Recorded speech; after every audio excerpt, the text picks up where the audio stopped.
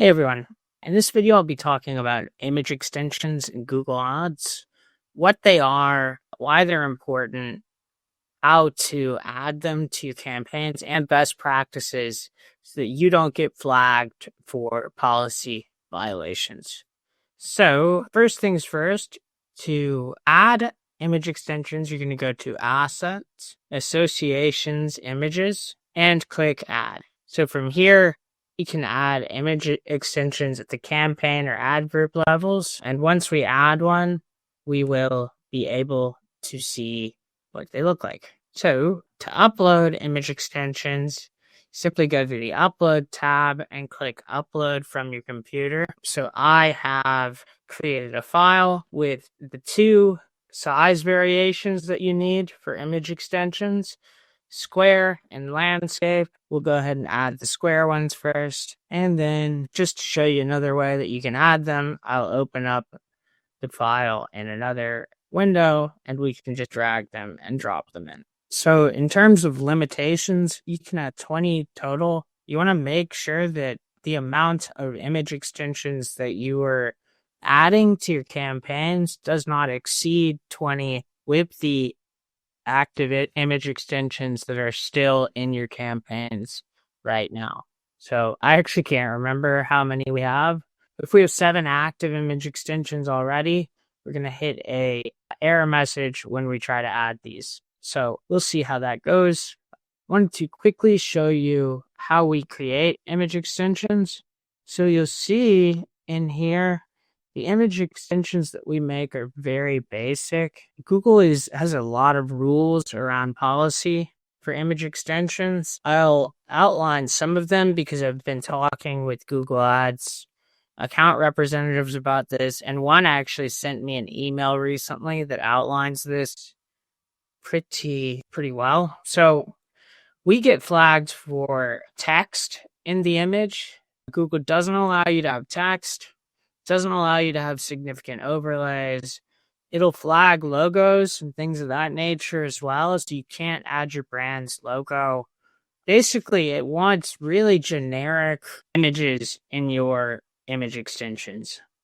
So this is a little tricky for SaaS, which is the bulk of what I do in ads, but the guidance we were given was to create simplified graphics, which is exactly what we did here. So we originally tried screenshots from the platform itself to show off dashboards and things of that nature. Didn't work, got flagged. And by the way, it's almost impossible to get those flags overturned. So we replaced those dashboards with like stylized dashboards instead.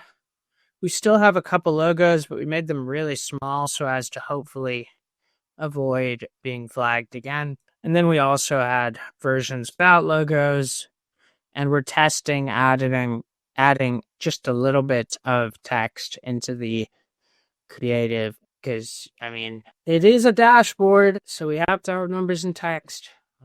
And sometimes you can get away with posting these. Sometimes you can get your images approved even if you have some text, so it's worth trying.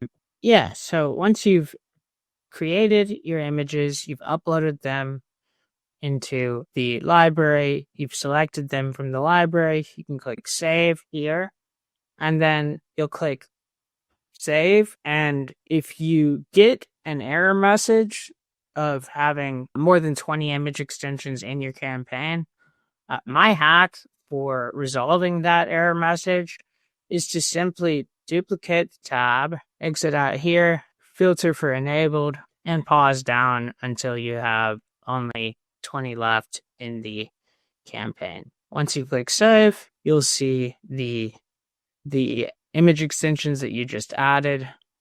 And just for context, I'll show you some of the ones that were disapproved. Here's the text to graphic overlays error message that is very typical for these extensions. Yeah, so that's how you create image extensions. I'll quickly show you also how to audit the performance of in image extensions. It's just like analyzing performance for any other extension type. You simply isolate for enabled extensions and review the performance, pausing down underperforming assets. So in this case, these two extensions have less clicks and a lower CTR than this one.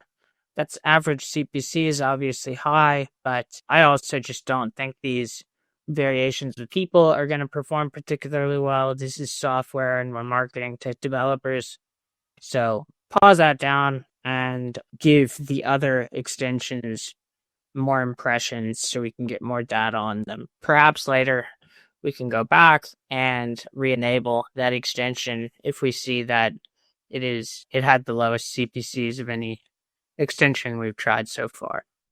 So it gives you a little insight into how to analyze performance of image extensions. I would recommend having a look at performance at least once a week, probably, or I'd say at least once every 2 weeks. Once a week is a better cadence for larger accounts, though. These things can really make a difference. Cool. If you have any questions, please leave a comment. And as always, don't forget to like and subscribe to this video. It really helps. Cheers.